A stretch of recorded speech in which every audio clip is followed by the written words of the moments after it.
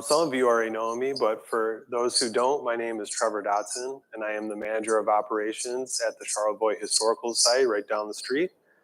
And a little bit of background on me and my genealogy research. As I kind of just mentioned, my dad started doing some genealogy research really before the internet was useful for it, or if it, he probably started in the mid-90s. And he was interested because his father did not know who his grandfather was. So that kind of got the ball rolling on, he was trying to figure out for his dad who his grandfather was. And we took some family trips down to different places in the United States to do some ancestry research. And at the time, I was just going along because it was a vacation. Fast forward all the way up to about 2010 or 2011, I started to get more and more interested in history in general, just American history in general. And then from that, I realized, like, well, if I like history so much, why don't I research my own history, my own family history? So that's when I started my journey into doing more genealogy research around 2010, 2011, and which was good because by that time, sites like Ancestry were already up and running and getting all the bugs out and well established. So that's my little background on genealogy, my genealogy research. And I probably, like many of you, go down the rabbit hole, and before you know it, it's 9 o'clock, and then all of a sudden it's like 2 in the morning, and you're like, why am I still up? So fun stuff, right? That's what we do. All right, so my presentation will be on local genealogy resources, but it will also cover some things that can help you if you don't have ancestors that live in the northern Michigan area.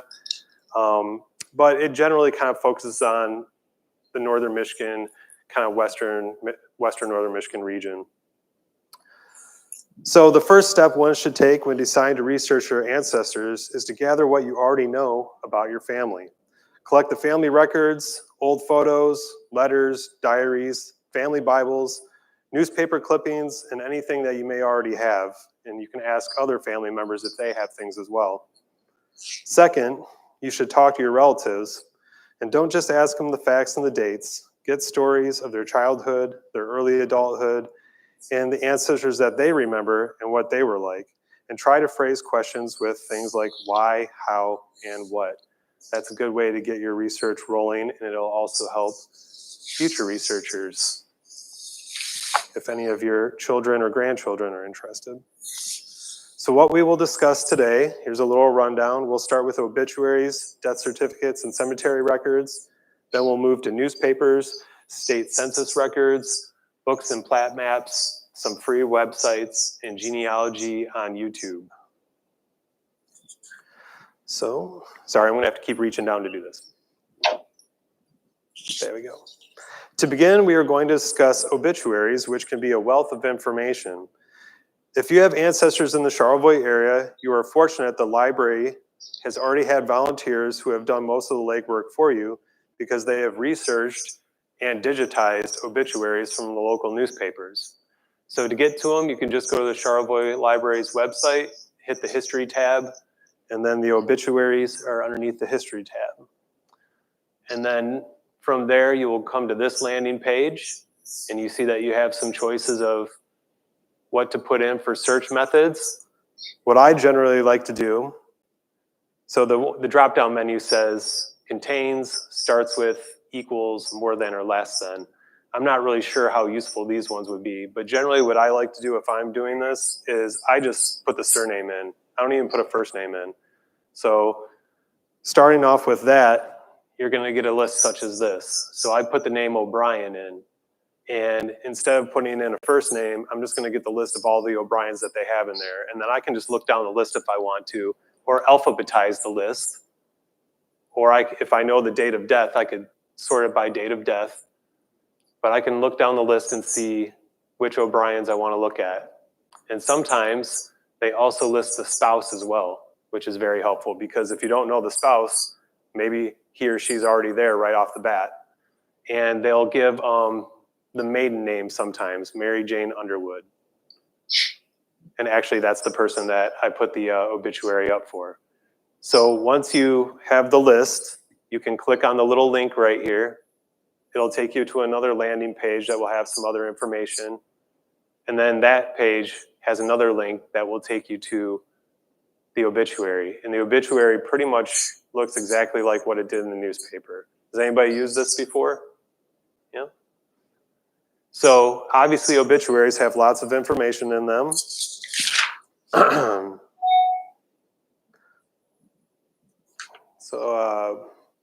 Let's see. So the information you can find in an obituary, you have obviously the date of death, sometimes the cause of death. You usually have a date of birth and the location of the birth. You usually have when the individual moved from place to place. That's often mentioned. It'll list family members, both ones who have already have been deceased and ones that are still living. They sometimes give military service, careers, public service, hobbies, and burial locations. So this one is for one of my wife's ancestors right here, Albert O'Brien. And then this one over here is for a wife of one of his brothers, since I didn't find one for his wife. And there's a picture of 6 of the O'Brien men. One of these men is Albert, but I don't know which one. So there's a thing. You need to write the names of the people on the back of the photos if you know them, because that will help people in the future. Because if you have a picture of 6 individuals who are all brothers, and you don't have another photo of them, it's going to be hard to determine which of the 6 is Albert, in my case. So always write the names on the back of photos if you know them. Maybe write the location where the photo was taken if you know, and the date. So moving on with obituaries, another good resource to find obituaries is Greenwood Cemetery's website. So Greenwood Cemetery is in Petoskey, Michigan, and they have a really great website to do genealogy research. So you can hit the research tab on their homepage, and you can see they have obituaries and burials, newspapers, photo archives, and area histories. So for this one, I use the example of the McSaba family. There's lots of McSabas in the area. I was looking for Chief Louis McSaba, for whom the McSaba area here in Charlevoix is named after. And because I already knew that there was lots of various spellings of the last name McSaba, I didn't even put the full surname into the search function. I only put MCSA, and that way I got a list of lots of different McSabas or McSabis, and there are at least 6 different spellings of the last name right here. And if you do it another way and put it MACSA, you're going to get other various spellings of that last name. So whenever you're searching, sometimes you don't even have to put a lot in. You can just put partial things in, and you're going to get search results on certain websites will do things like this. The technology is so good, it'll filter things out. So we have at least 6 different spellings of McSaba, but I found the person I was looking for, Louis McSaba, and this is a short obituary. There's other obituaries for him out there. This is just one that shows up on this website. So the Greenwood Cemetery is in Petoskey, but it actually has combined all of these other cemetery records. So they have, the Greenwood Cemetery is a humongous newspaper archive, which I'll get to later. And I'm guessing that they're taking obituaries from that as well. So they'll have obituaries made from Sheboygan, Mackinac, things like that. It just depends on whatever somebody's been able to get into the system. They are not just focusing on their cemetery alone. So McSaba was actually buried, if I recall correctly. He is in East Jordan. His burial is somewhere in East Jordan, if I recall. It says Harbor Springs on that. Oh, does it say Harbor Springs? There you go. See, I didn't even read it. So he died in East Jordan. His burial is in Harbor Springs, according to this one. So they're covering a large area.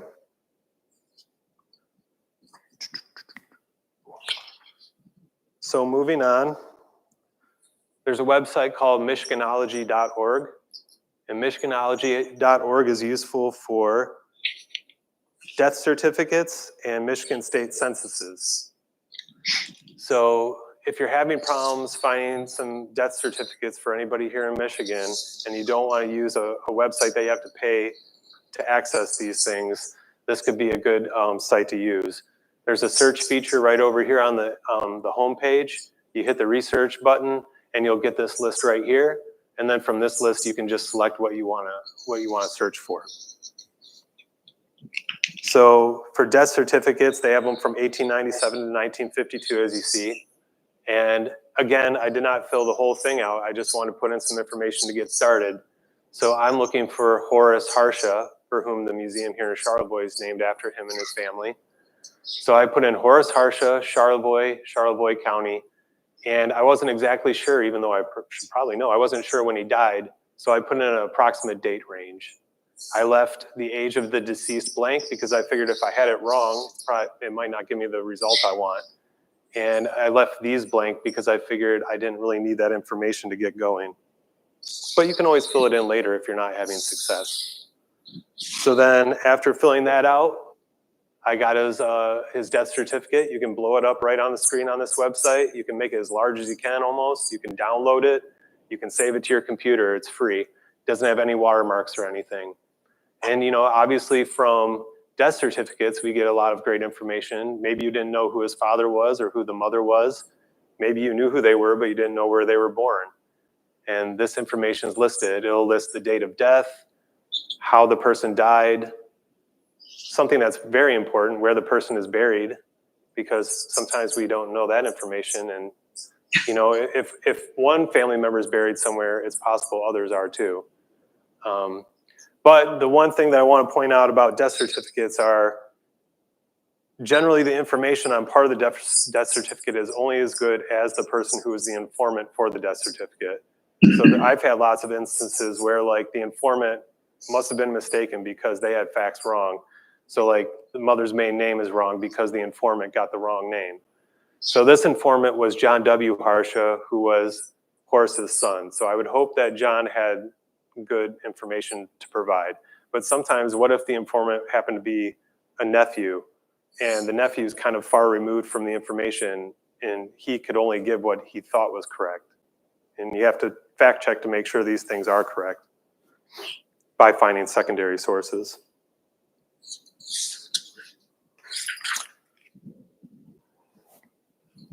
All right. So Charlevoix County's website, charlevoixcounty.org, they also allow you to search for death records and marriage records. It's a very kind of basic site and basic search, but this is what the general landing page will look like. And as you can see, you can only put in a last name, a first name, and then the year range. So this one, you are actually only allowed to put in a small amount of information. So for this one, I again tried to search for Horace Harsha, but I just put Harsha in. I didn't even put his first name. I just want to see how many would come up. So Horace did show up, and his wife, Margaret, whose real name is actually Marguerite, so they may have gotten that wrong. But it does have Horace's middle name, which is correct. And then it provides the date of death for both of them and the location that they died. This site doesn't really provide anything else other than that, but it has been helpful every once in a while, and it does have some marriage records too. And even though there's some drop-down menus, and even though the drop-down menu starts in 1901, it has records from the 19th century. So I don't really know why the drop-down menu starts at 1901. And maybe if you needed to get some more information, you could always contact the county clerk, because if they have a record online, they probably have a tangible record somewhere. So you could always contact the county clerk. So another great free website, which I'm sure some of you have probably used, is Find a Grave. So Find a Grave is a free site right now. It was unfortunately purchased, or maybe fortunately, I don't know. It was purchased by Ancestry.com, and that kind of makes me a little worried that eventually it'll be behind a paywall. But for now, it's free. And Find a Grave is obviously run by people like you and me. So it's all kind of researcher driven. Somebody is researching somebody in a cemetery, they can put a request out to you or you to go to Brookside Cemetery and take a picture of a headstone for them and then upload it to the website. So it's all just research driven.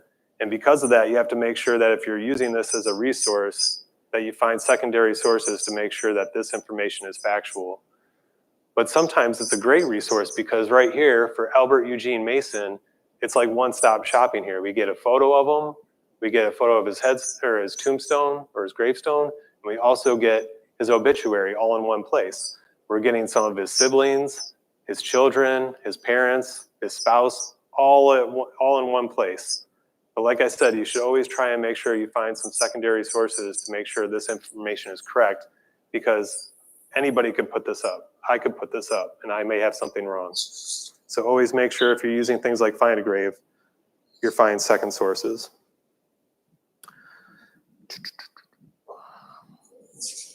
Okay.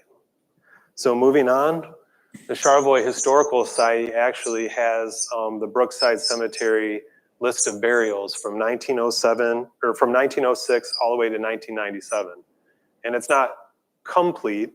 You know, we don't have all of 1906 or all of 1997, but it's a pretty lengthy book with some good details in it. So the book records names, date of death, age, race, sex, occupation, place of birth, the residence of where the person passed away. So like basically if they passed away in Eveline Township or Norwood Township, for instance. The location where they are buried within the cemetery, and it gives the lot and the block numbers and kind of like a little bit more information about where they're at. And this can be helpful because we have this little hand-drawn map of the cemetery. So if somebody was buried, let's say in lot 23 or block 15, lot 23, we would know that we have to look right here, somewhere in that area. And then there's some that are alphabetized over here. And then there's the Grand Army of the Republic section right here as well.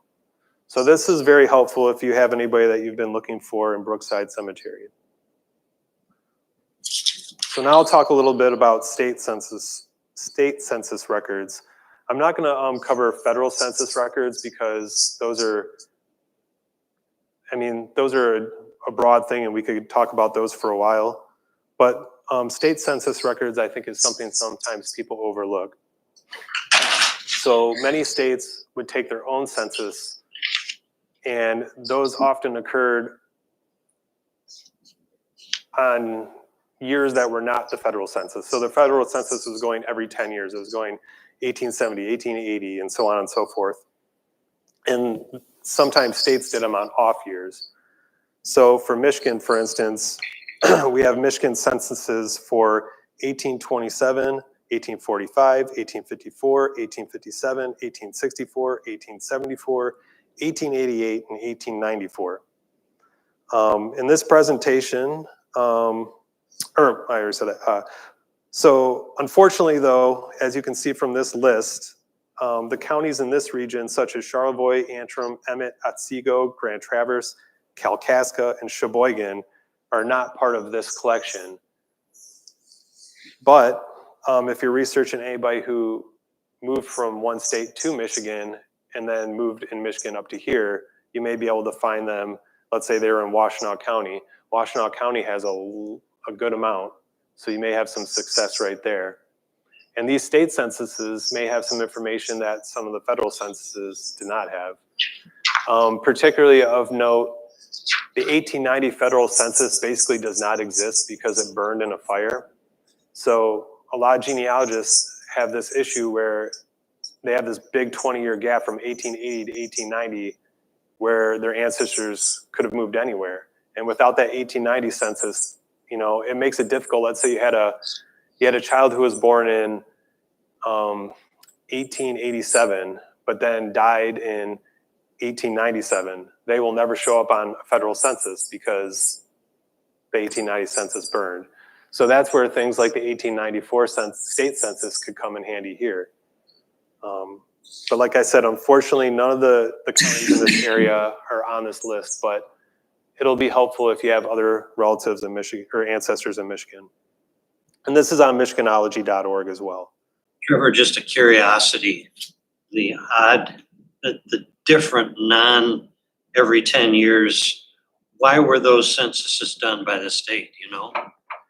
I don't really know why the state did them. A lot of states did do censuses. I guess it was just maybe for their own record keeping too. Like, I'm sure, like, obviously the states want to get federal funding, so there was probably some reason to keep track of your population through a census to get federal funding. I'm not sure. It's probably all about money and keeping track, I guess. So here's an example of an 1894 census, but this is just the top part because I couldn't fit all of it on the screen because it would keep going like off the screen. But the 1894 Michigan census does have a lot of information that your federal census would have. I think I have a list here somewhere. Yeah.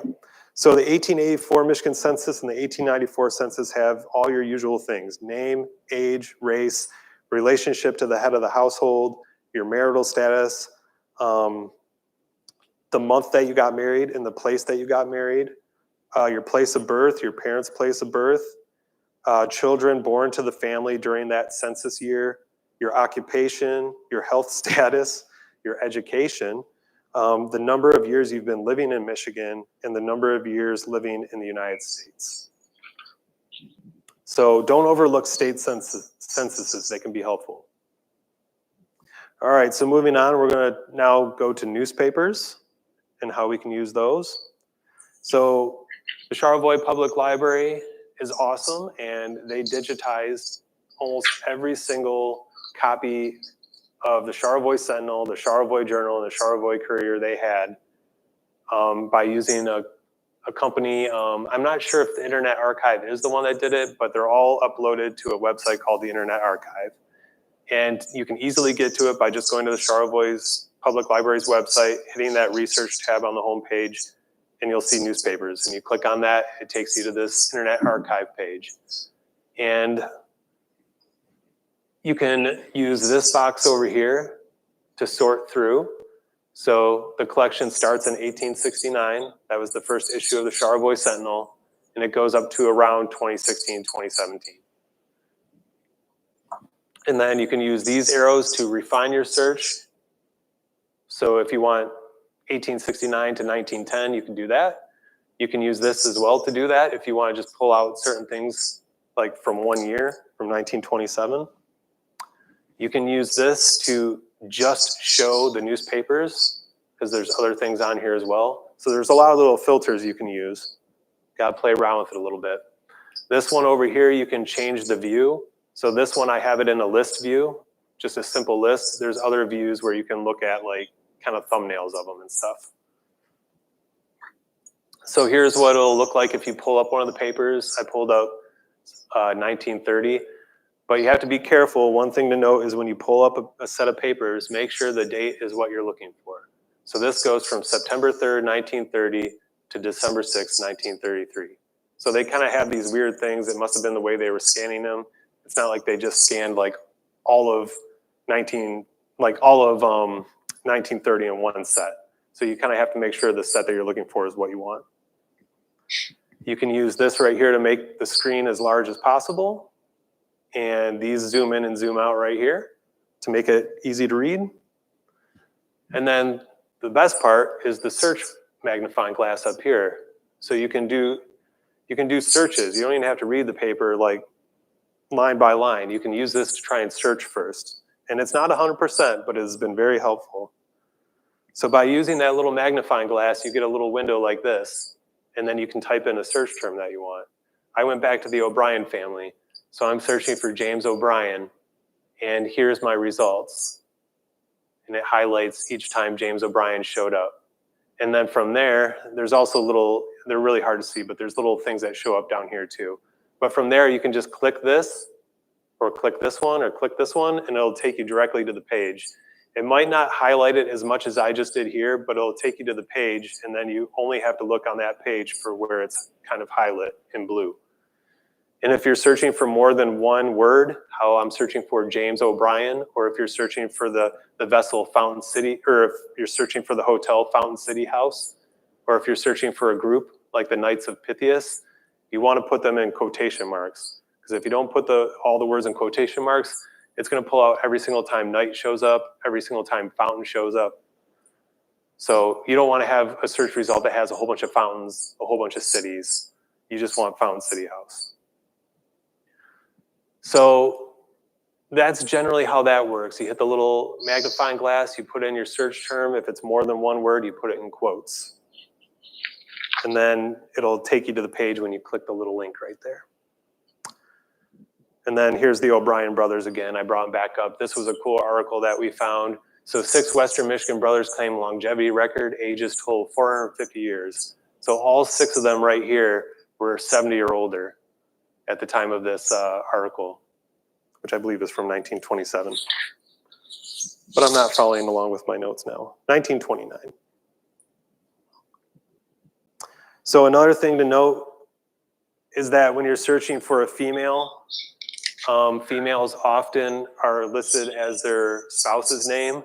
So for E.H. Green, which is Edward Green, for a female, you might want, for his wife, you might want to search Mrs. E.H. Green or Mrs. Edward Green, because married women were hardly ever listed by their first name in the newspaper. And that's going all the way into the 70s, like the 1970s.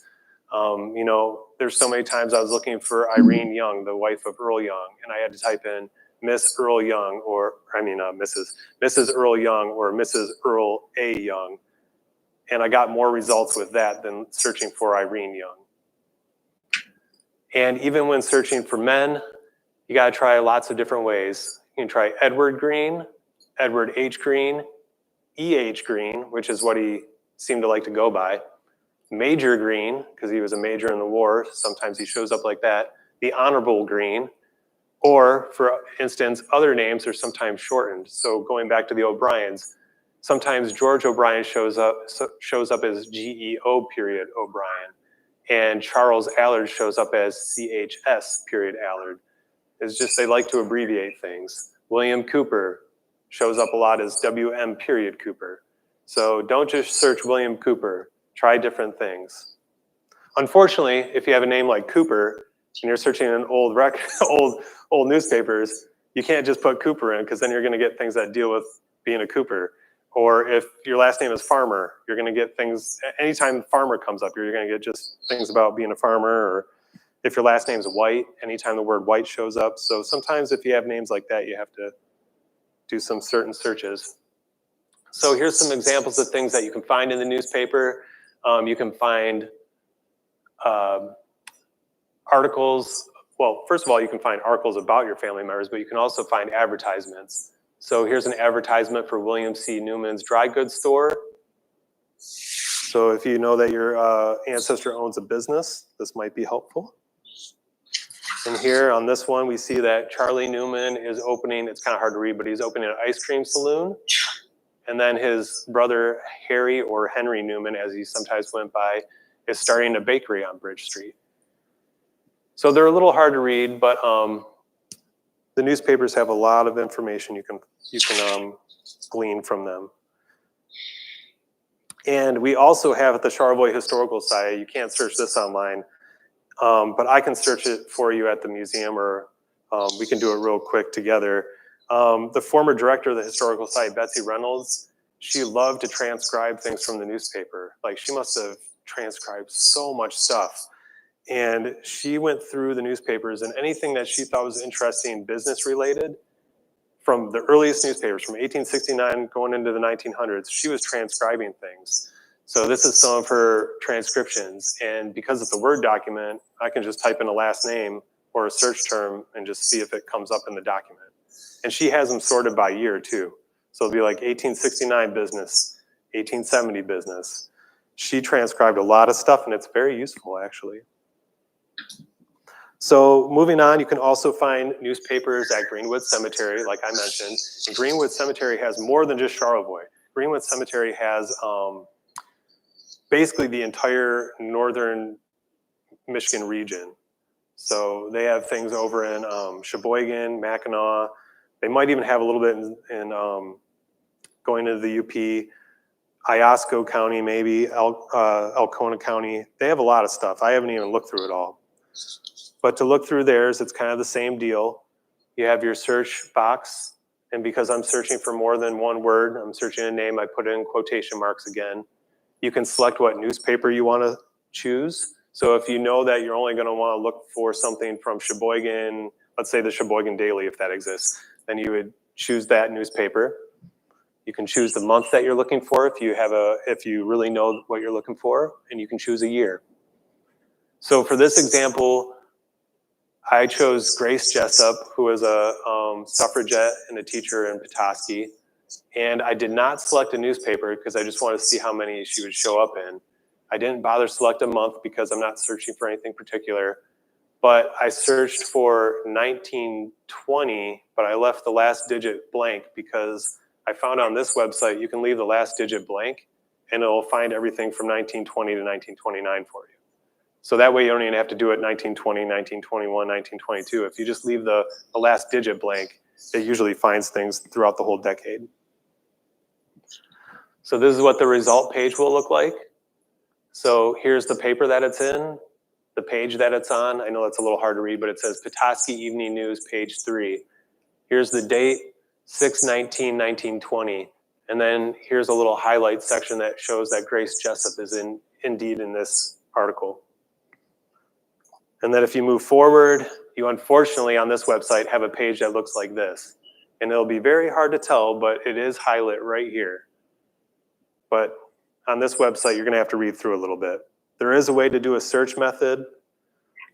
If you open it up in like an Adobe Acrobat reader, or sometimes this opens it up in a certain Adobe type Acrobat reader or a PDF viewer, there is a search function on PDF viewers, which I can talk to people about if they are interested.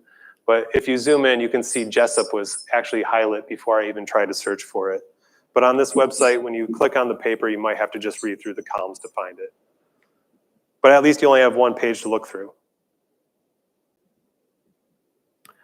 And then moving on, another useful newspaper website is Chronicling America, which is at the Library of Congress. So the Library of Congress has lots of digitized newspapers, not just from Michigan, from all over the country.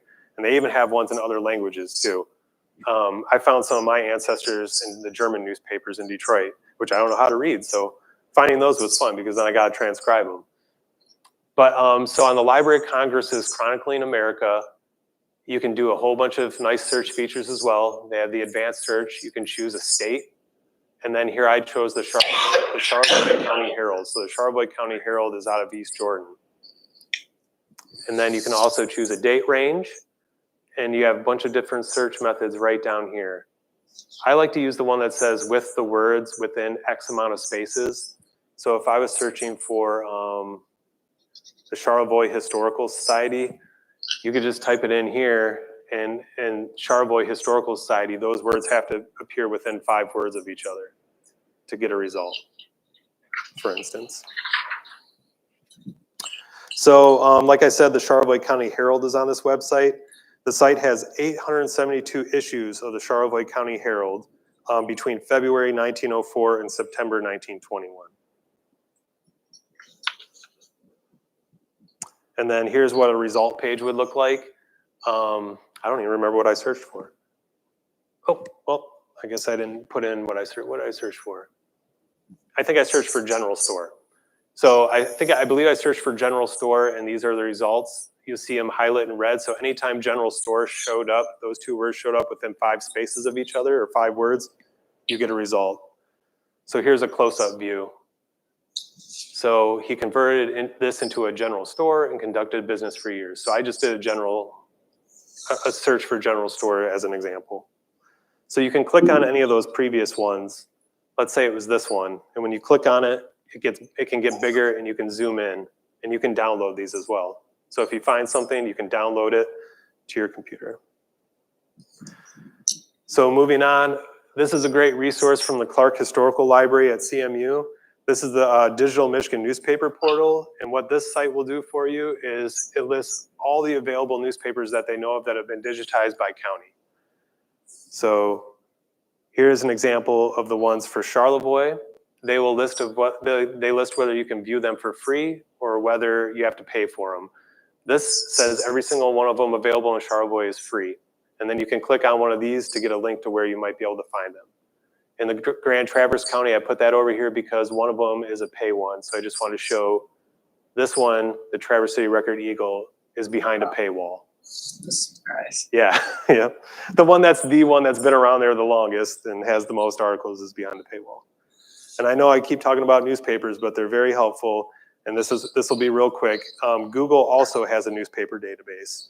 So there's the link right there. It's also in the handout. But the Google newspaper database, for as much money as Google has, like I feel like it's kind of hard to use this one. But you can just put search terms up in the search thing and see if anything shows up. And I do get results quite frequently. But this one's a little bit difficult for me to work with, but it has lots of papers. You can view them just like any of the other websites. And Google also has a book search feature where you can search lots of old books that Google or other companies have scanned. So I just did a quick one for Horace Harsha, and I found Horace Harsha's name in a book that I would not have guessed he would be in. And they also had him in a book where he was part of a litigation here in Charlevoix.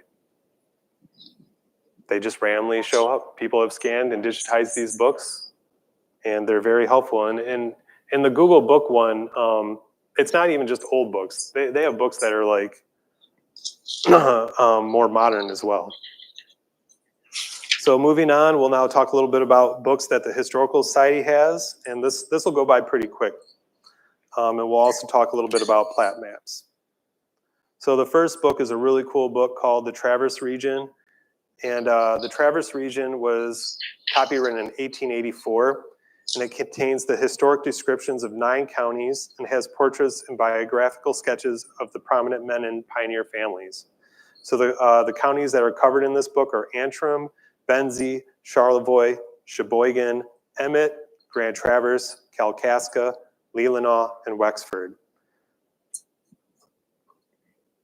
So here's an example of one of the biographical sketches out of this book. And this one's kind of a short one, but this is of John Nichols, who was the owner of the Charlevoix Lumber Company back in the day. So if you have ancestors that were in any of the counties in this region and they were here and they were prominent figures, they may be named in this book. And also, this book is a good resource just to learn more about the area. They have a great history of Charlevoix, of Ironton, Petoskey. This book can also be found on U of M's digital collections. So that book that I was just talking about can be found on U of M's digital collection here. And this is Michigan County Histories and Atlases. So this is useful if you have any ancestors wherever in Michigan. And again, you can just type some simple search terms in here, or you can use the advanced search field, which I won't get into. But I'll show you, I did a quick search on this website for D.C. Nettleton, who was a prominent guy here in Charlevoix. And this is the results that we get. So we have some highlight sections that show D.C. Nettleton shows up on this plat map, shows up on this plat map, shows up on this one, but he also shows up in some histories as well. So if you click on one of these, you might have to do a little bit of looking through it to find D.C. Nettleton. But on the one particular one I clicked on, it's showing that D.C. Nettleton owns this property here in Charlevoix Township in 1901, amongst other properties that he owned. But not only does it show that he owned that, but he's also listed in the directory as being the deputy county supervisor. So the 1901 plat book has a list of some men who paid to have their names put in the back. So if you were a farmer or a business owner or an official, you could pay to have your name put in the back of this 1901 plat book. And by the way, we sell the 1901 plat book at the museum if anybody wants a hard copy of it, but it's also available on the library's website. You can view it for free there as well. So speaking of plat maps, I'm a guy who really likes maps. So plat maps are basically maps that show who owns what land.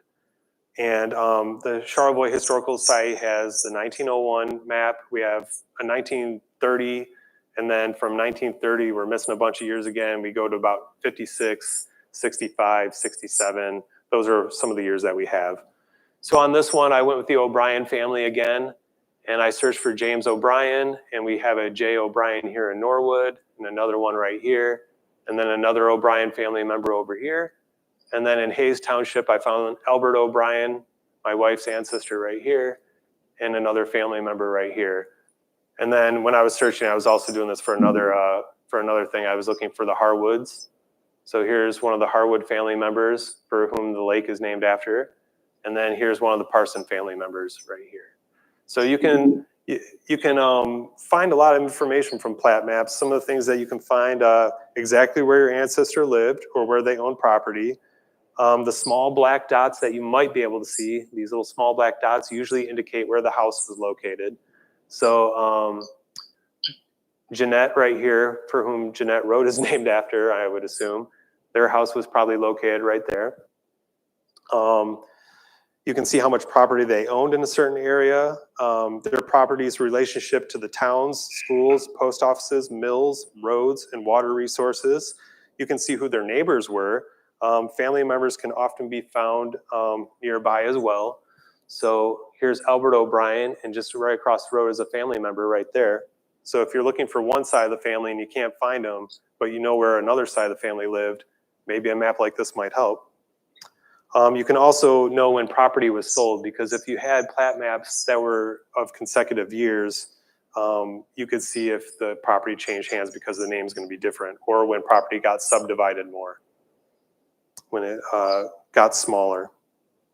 Another thing to think about is if you cannot find a family member in a census record, but you're like certain that they live in a certain area, you could always go to a map and see if they show up on the map. So this is 1901, of course. Let's say you can't find your ancestor in the 1900 census. Why is that? Maybe their name was transcribed really, really bad, and you just can't find them, but you're positive they lived in Norwood Township. You could go to a map like this and maybe find them on it.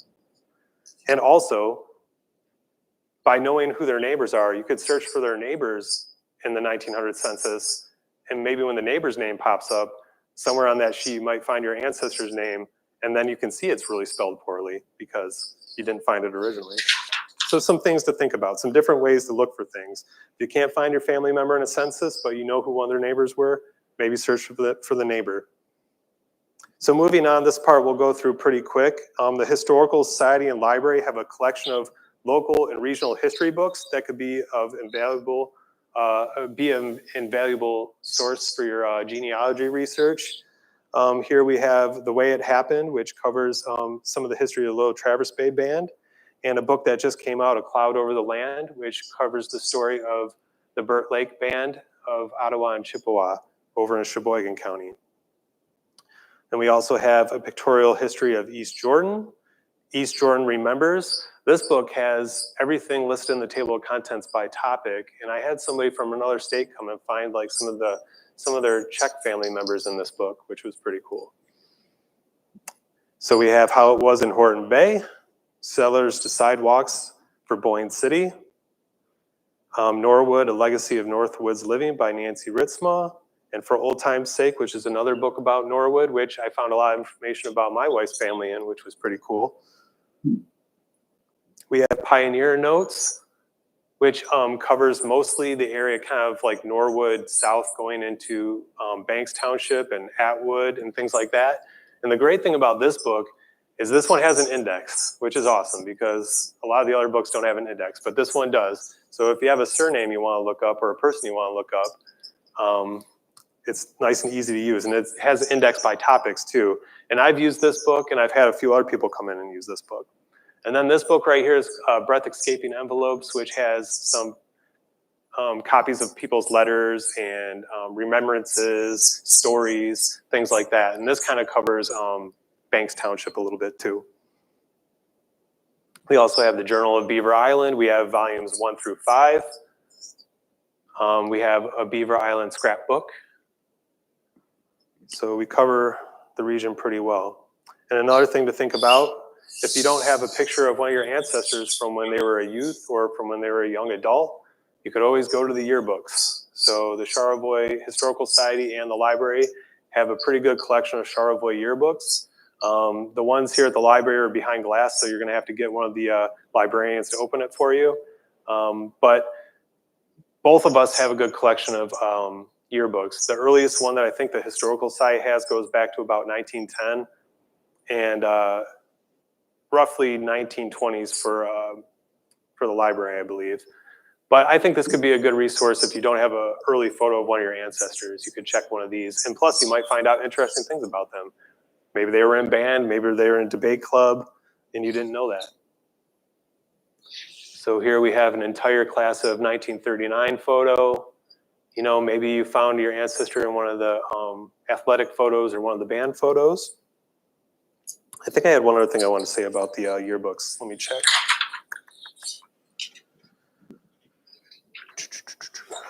Oh yeah, the other thing I was going to mention is that you don't even have to stop by the library or the museum to look at a lot of them, because the library did the work for you and digitized them again. So if you go back to that same library homepage and hit the research tab where the newspaper link was, it's also the yearbooks. So that's where it comes down to over here. You want to filter out all the newspapers. You can filter out the newspapers and just get the yearbooks. So 68 yearbooks have been digitized. The earliest one on here that's been digitized is 1924. Then it jumps all the way to 1945, 46 year. And then it goes kind of sporadic, like we're missing years here, missing years there, missing years here. And it goes up to around 2017. But I will note that the library has some yearbooks that we don't have at the Historical Society, and we have some that they don't have. So you might want to call if one of them doesn't have what you're looking for. All right, so moving on, a couple other things. The Historical Society has a collection of files on Charlevoix Civil War, Spanish-American War, and World War I veterans that were researched and compiled by former director Betsy Reynolds. So like I said, she liked to transcribe things. She has transcribed a bunch of information about Spanish-American War, Civil War, and World War I veterans that can be viewed at the museum. The library has the complete collection of the War of the Rebellion, official records of the Union and Confederate armies that you can use here. They also have a book called Michigan Soldiers and Sailors, the Alphabetical Index. So if you had any Michigan soldier or sailor from the Civil War, they could be possibly listed in that book here at the library in the Michigan room.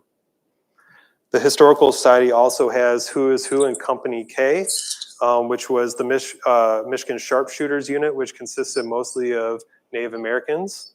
And as you can see over here, the person did a great job of, again, this person named Albert Pechurbe had multiple different last name spellings and documents that he was researching. And he listed all the different spellings that he found. And he did that for anybody who he researched for this book, which was excellent.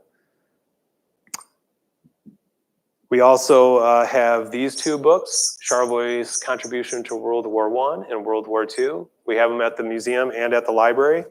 And they have an index in the back, so you can easily search for your ancestor by last name. And moving on, another helpful thing that the Charlevoix Historical Society has are all these telephone directories. So the telephone directories are great because if you don't know exactly where your ancestor lived, we can look it up real quick. We can just look for them by last name, and maybe we find them on Hurlbutt Street, or maybe we find them on Upright Street. Maybe we find them out in Eveline Township on Rural Route 3. So these are pretty useful. And again, if you can't find your ancestor on a census, but you know a neighbor who may live next to them, maybe we can figure it out through one of these as well. I use the telephone directories quite frequently. Yeah, the information that you can get on them, you find out neighbors, approximate time frame from when an ancestor lived in a certain location if they moved. You can also find out from these whether one of your ancestors owned a business. If you didn't know if they, let's say you just came about the fact that they owned a business.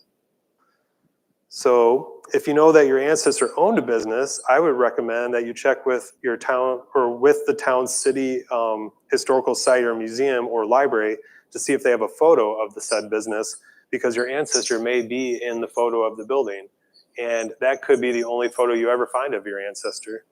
So that's a recommendation also. If you find out that they were like a butcher and they owned a butcher shop, check with that city or town's historical site. Maybe they have a photo of the butcher shop and your family member could be standing outside.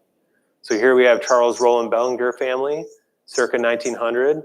We have the whole family right in the doorway there. And then for some reason, one kid is standing over here by himself. Maybe that was the cousin they didn't like, I don't know. And then we have Bert and Amy, I shouldn't have picked them because I don't know how to say the last name, Baudon, circa 1906 outside of their ice cream parlor. And then we have the Cornelius Geiken family outside of their gift shop in 1956.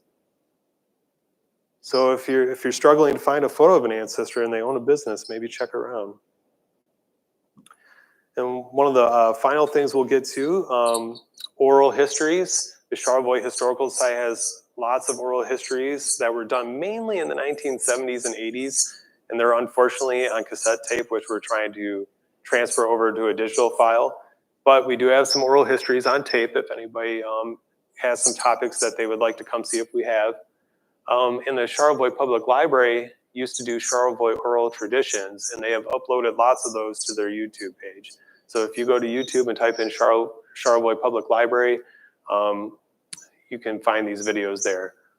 I've used those a couple times. And they also have them on DVD, correct? Yeah, there's some on DVD you can take home. Can they take them home? Okay, you can take home the DVD copies too. And then to cover a few free websites, if you're tired of trying to pay an arm and a leg for Ancestry or other paywall websites. So Family Search is a great free website. All you have to do on Family Search is just make an account. It's free. You just have to make a username and a password. And Family Search has pretty much a lot of the things that you would need to get started. They have censuses. They have birth records, death records, marriage records, all the big stuff that you might need. And they even have tips for effective searches right off the bat. So if you're having trouble, you can click that and they'll give you some information on how to get started. So all you have to do is make an account. It's free. You just make a login and a password. They also have what's called a wiki page, which is like a Wikipedia page, only it's for this specific company and website. And from this, you can search all these different areas. You have to have an account first to be able to search this. And again, this one also has jumpstart your research right over here so they can guide you through it if you need help. But if you want to just play around, you can select any of the locations. You click on North America, then you click on the state that you want, and then it breaks it down to the county level and so on and so forth. So I did Charlevoix County and left it kind of at that. And eventually you're going to land on like a Wikipedia looking page. And it just has tons of little links for sources of things. So all these little blue parts are links that are going to take you to another source where you might be able to find that information. So we have birth information, marriage information, death, divorce, so on and so forth. All these little links will take you in the right direction to try and find what you're looking for. I can say I honestly do not play around with these too much, but they are helpful when the time comes. Another free website is the US GenWeb project. And the US GenWeb project is all run by volunteers. So it's people just like you and me who like genealogy. But these people take a little bit more time out to update this website. And the good thing about this website is you're going to find somebody who is considered an expert for their area. So if we clicked on Michigan, for instance, it's going to break it down by county again. And then from county, you can click on one of the county's pages. So this is what Emmett County's page looks like. And one good thing about this is, like I said, there's somebody who kind of is the admin for this web page. So that person or those persons who are the admin for this Emmett County web page are the people that you could contact if you had questions regarding ancestors in Emmett County, because you know that they live for this, because they're taking the time to update this website. And I kind of skipped a thing, but when you break it down by the state of Michigan, it's going to give you a county list, and the county list has names of the people who are kind of like the admins and the adoptive people of those counties. And I chose Emmett County because theirs looked really nice. And then moving on, another tip is sometimes you just have to go to the local places themselves. So I have family from Granger County, Tennessee, and I have found information on this website that I guarantee I would not find on Ancestry.com or Family Search. It's just, they did it themselves. It's buried down in their website, but they have a search feature and I found it. So I would recommend, if you have an ancestor in any area, like check to see if that area has a historical society or a great library or a genealogical society. See if they have a website, because if they do, you may find things on there that you're not going to find on the big player websites. And of course, so this Granger County Genealogy and History website, they are a part of the US GenWeb project, the previous one that I just showed you.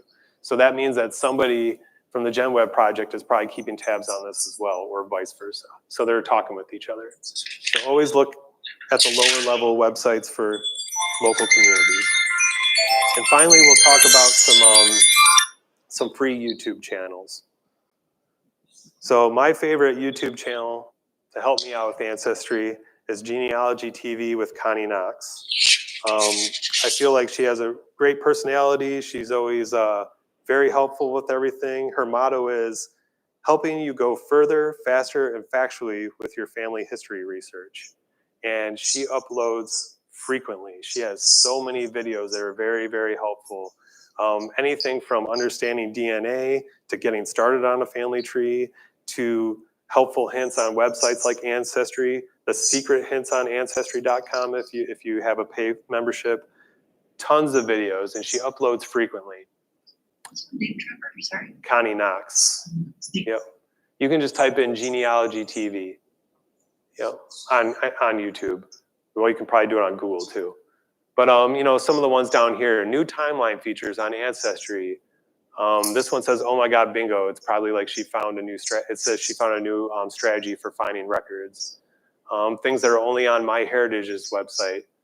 How to conquer those brick walls when you have things that you just can't figure out the answer to. Free genealogy websites, which I actually watched before I did this. Even though I already was using them, but I watched it anyway. So another good one is Genealogy with Amy Johnson Crow. As you see right here, she just attended Roots Tech 2024, which is like the big ancestry, kind of like the Comic-Con of Ancestry.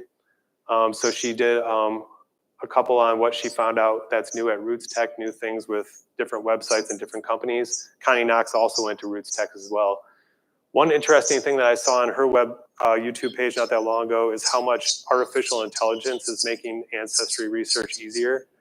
So the family search website that I mentioned earlier, they have used artificial intelligence now to really streamline searching for ancestors. And I used it a little bit one day, and I instantly got results. Like, I don't know the exact of how it's working, but basically, the artificial intelligence is so good that it can pick out names like that through documents. So instead of having a document that somebody had to transcribe into like computer code, the AI is reading old cursive basically. So if the document has been scanned and we have like an old Revolutionary War letter with some kind of somewhat terrible cursive handwriting, the AI is getting good enough where it can pick out certain things from it and recognize it.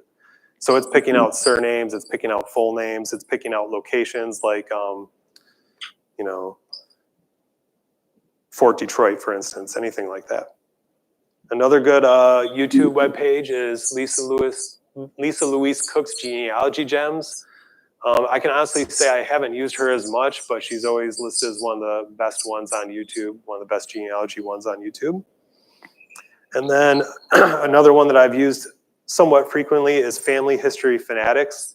And the one that the reason I use them a lot is because trying to understand how DNA works and trying to understand how DNA is passed down, trying to understand how using DNA can help you with your research, or how to triangulate, as they call it, DNA, which is getting a little deep into things. But they have a lot of good videos on understanding DNA, but they also have videos that are just for general ancestry research as well. Just run all over the table with good videos. And with that, I have a few more things I'd like to say, and then we can open up for some questions. Like I said, I did not cover the federal census. However, the handout that I have, if you have it now or if you pick one up, the handout on the back of it, oh, you know what? Okay, scratch this, I take it back because these are different handouts. So, what's that? Yep, they're right here. The old handouts, I had an attachment to them that told you what every census has listed that you can find on it. But these ones don't have it because these ones are new ones. But it should be one of the links on there. But basically, there's a website that'll tell you what is listed on each census from like 1790 up to 1940, what you can find on it. And some words of advice that I have before we open up any questions and answers. if you're going to be doing genealogy, I would recommend that you be organized with your research, because if you're not organized, it's not worth doing. You're going to be all over the place.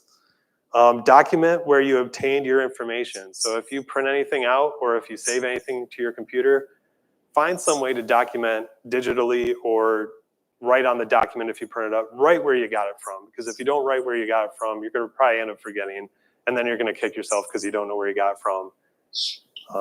Because you might want to go back there at some point.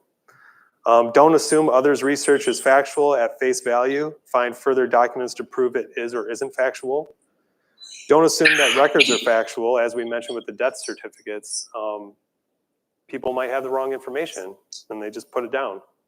So don't assume records are factual. Information can change from one record to another, such as on the censuses. One census might say you were born in the United States. When you look at another one, it says, oh, they were born in Germany. And then the next one says, oh, they were born in the United States. And then you're like, well, which one is it? You know, so you got to find out what's right.